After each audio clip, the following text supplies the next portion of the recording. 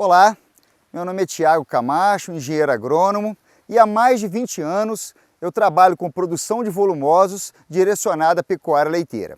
E hoje eu vou falar um pouco para vocês de um tema muito importante: como obter sucesso na produção de silagem. A produção de silagem é um volumoso muito utilizado hoje nas propriedades leiteiras do Brasil. Essa propriedade especificamente que nós estamos é uma pequena propriedade que utiliza silagem de milho, cana-de-açúcar, capim-elefante e pastagem. Porém, hoje nós vamos direcionar a como obter sucesso numa produção de silagem de qualidade. Para isso, nós temos que entender um pouco a origem da cultura do milho. O milho tem uma origem andina, na região dos México, dos Estados Unidos, e é cultivado há mais de 5.000 anos pelo ser humano. Um bom híbrido para silagem tem que ter algumas características peculiares, como alta produção de matéria seca, alto potencial produtivo de grãos, alta sanidade foliar. Você observa uma planta sem doença, uma planta sem ataque de fungos, uma boa tolerância de pragas é fundamental, utilizando hoje as biotecnologias disponíveis, uma alta digestibilidade de fibra, a planta como um todo, e que tem uma boa janela de ensilagem, ou um stay green pronunciado.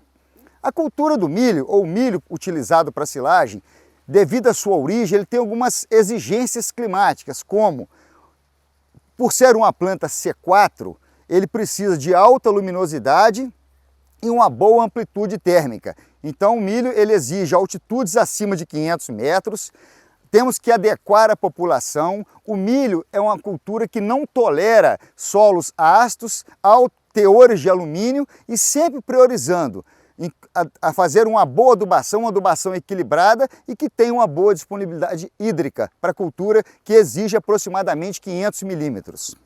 A altitude versus a produtividade é muito importante para que o milho obtenha o máximo de produtividade.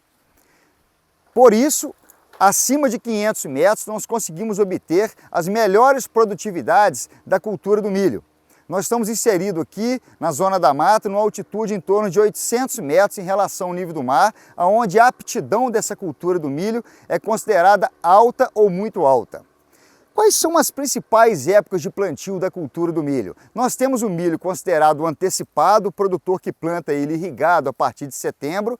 Nós temos o produtor que faz o plantio do milho em outubro e novembro. Isso é considerado um milho da safra, um plantio normal. O plantio tardio do milho é o plantio em dezembro. E o plantio da safrinha, ou segunda safra, é o plantio feito entre fevereiro e março. O milho, portanto, pessoal, é uma cultura que vocês podem observar que ele produz durante todo o ano. De janeiro a dezembro é possível ter a cultura do milho dentro de alguma propriedade rural do Brasil. Dentro dos plantios da cultura do milho, a gente pode utilizar 3 formas de plantio. O plantio convencional, com aração, gradagem, e depois a realização do plantio. O cultivo mínimo, que é onde o produtor utiliza a máquina de plantio direto, porém o solo não tem a palhada, e o ideal, que é o que a gente sempre procura, que é o plantio direto na palha. O plantio direto na palha, portanto, tem uma série de benefícios que a gente deve cada dia mais procurar esse tipo de plantio.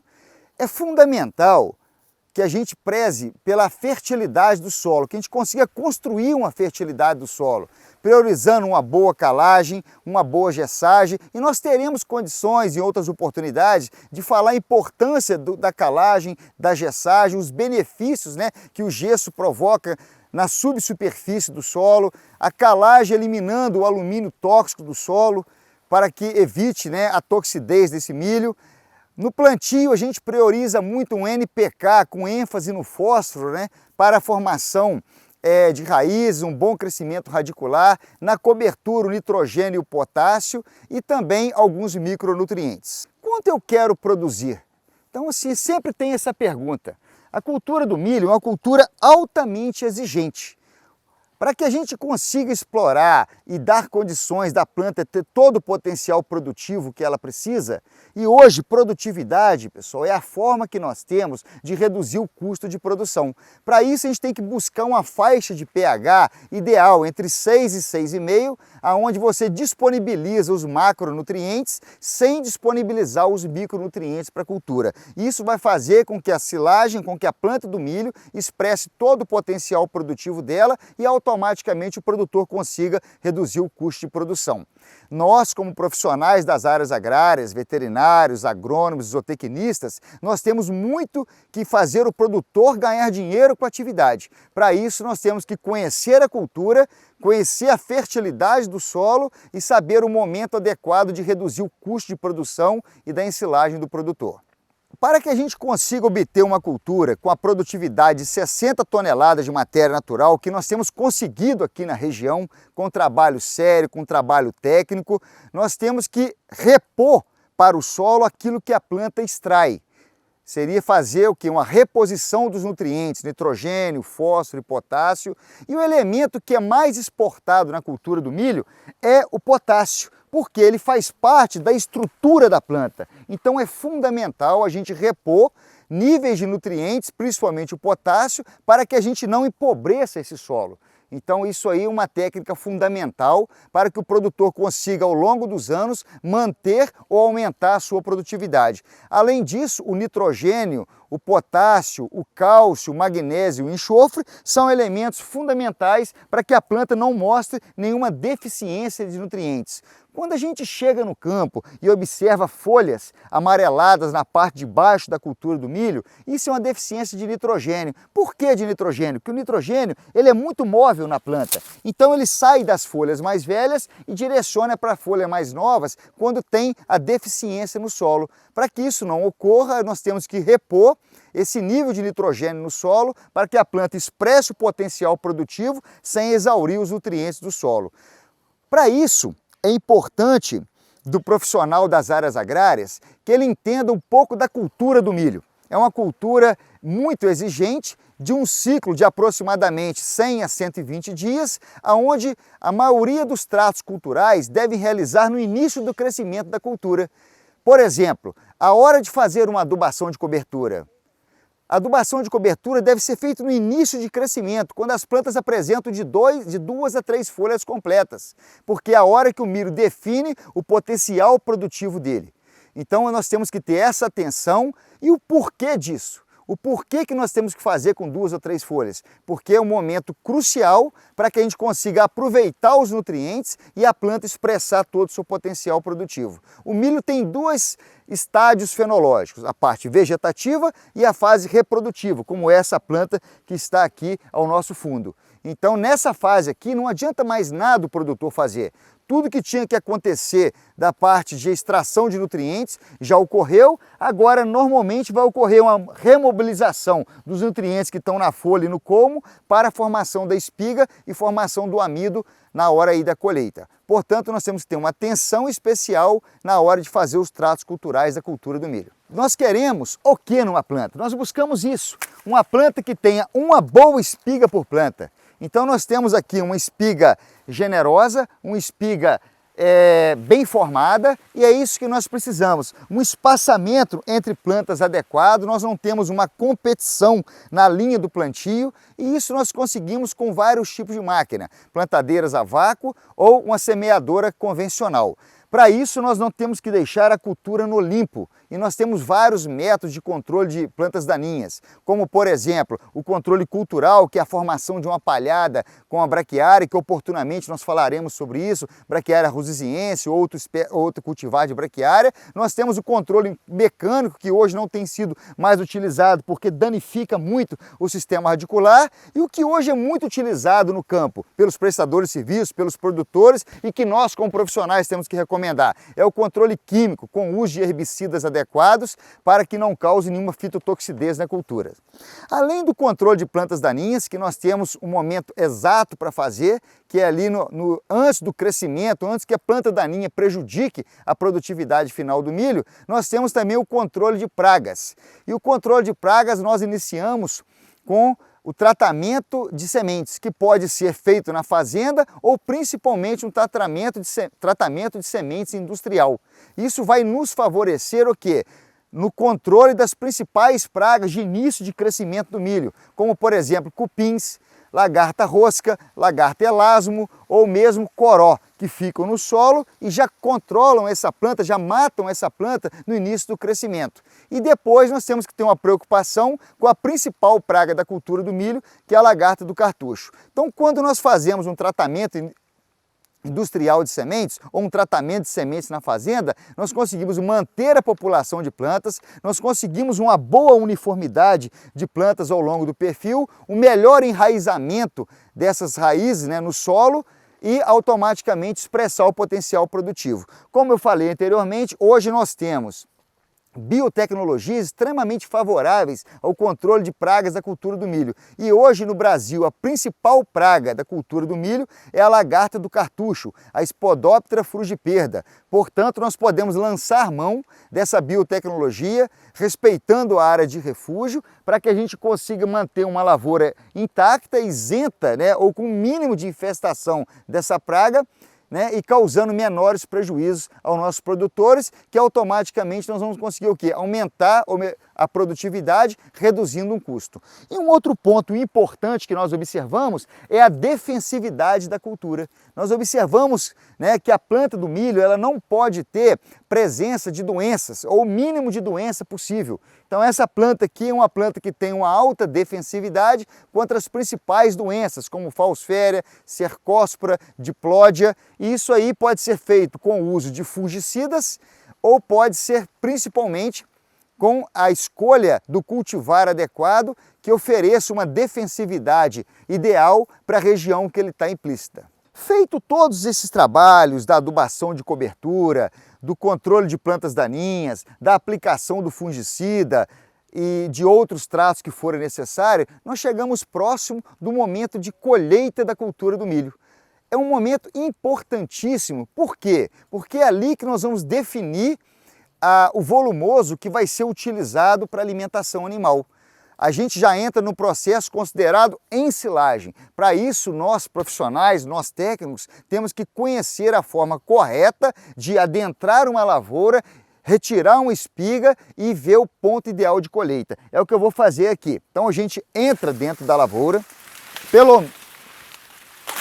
retira uma espiga, o ideal é que a gente consiga entrar aproximadamente em torno de 10 metros dentro da lavoura, retirar uma espiga e aí nós vamos abrir essa palha da espiga para expor a bráctea, a palha, para expor a espiga e olhar como que está essa questão do grão, da umidade do grão. Por exemplo, essa espiga que está aqui é uma lavoura que ainda está considerada atrasada. Por quê? Não formou ainda o amido. Aqui dentro tem a presença de glicose e não formou o principal, que é o amido que tem que ser aproveitado pelos animais. E isso é muito comum e recorrente no campo, a gente observar um erro técnico e muitas vezes do prestador de serviço e do produtor. Por desconhecimento, ele acaba antecipando a colheita e colhendo esse milho com a matéria seca muito abaixo da ideal. Nós temos que buscar uma matéria seca em torno de 33% a 35%. Por exemplo, esse milho aqui, nós fizemos a determinação, ele está com 25% de matéria seca,